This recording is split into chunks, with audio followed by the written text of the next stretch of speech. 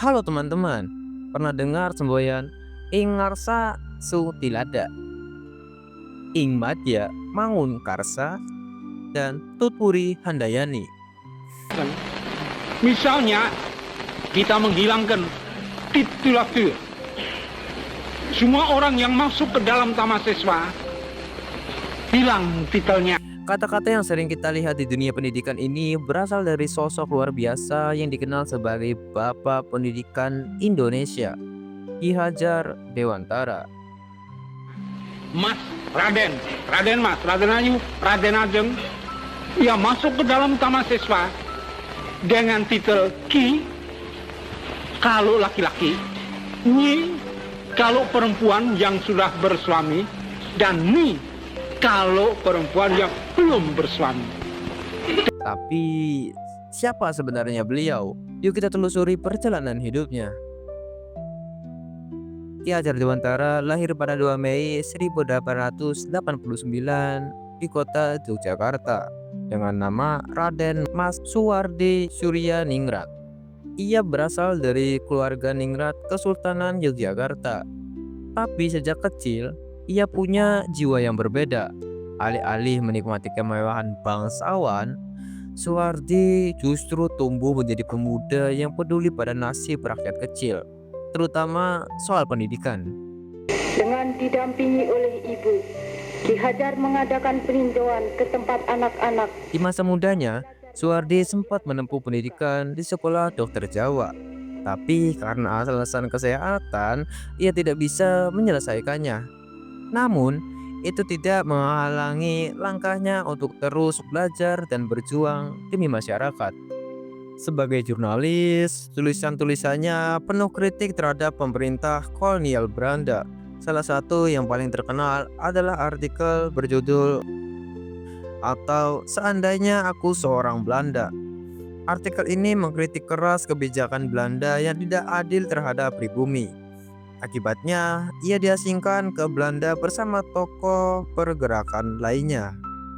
Tapi di pengasingan itu, Suwardi justru semakin mendalami ilmu, terutama tentang pendidikan. Ia yakin satu-satunya cara untuk membebaskan bangsa dari kebodohan adalah lewat pendidikan. Setelah ia kembali ke Indonesia, ia mendirikan National Onderwijs Instituut Taman Siswa atau Perguruan Taman Siswa pada tahun 1922. Ini adalah lembaga pendidikan yang revolusioner karena mengutamakan semangat kebangsaan dan kesetaraan dalam belajar. Ki Hajar Dewantara percaya bahwa pendidikan harus membangun karakter, bukan hanya kemampuan akademis.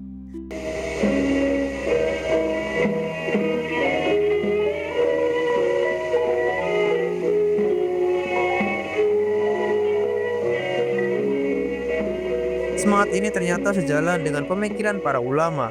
Ia sering berdiskusi dengan tokoh-tokoh Islam seperti Kiai Haji Hashim Asy'ari dan Kiai Haji Ahmad Dahlan. Mereka sama-sama sepakat bahwa pendidikan adalah kunci perubahan sosial, dan kolaborasi ini memperkuat perjuangan pendidikan di Indonesia. Kalau kita lihat sekarang, ide-ide Ki Hajar Dewantara masih relevan banget. Di tengah era digital yang serba cepat, semangat pendidikan yang membangun karakter itu penting banget. Jangan cuma fokus ngejar nilai atau presentasi, tapi juga tumbuhkan rasa tanggung jawab, cinta tanah air, dan empati. Semboyannya Tutpuri Handayani yang berarti memberi dorongan dari belakang masih cocok jadi prinsip bagi guru-guru dan orang tua dalam mendidik generasi muda. Dengan pendidikan yang berbasis karakter, kita bisa melahirkan generasi yang gak cuma pinter, tapi juga punya integritas dan rasa kemanusiaan.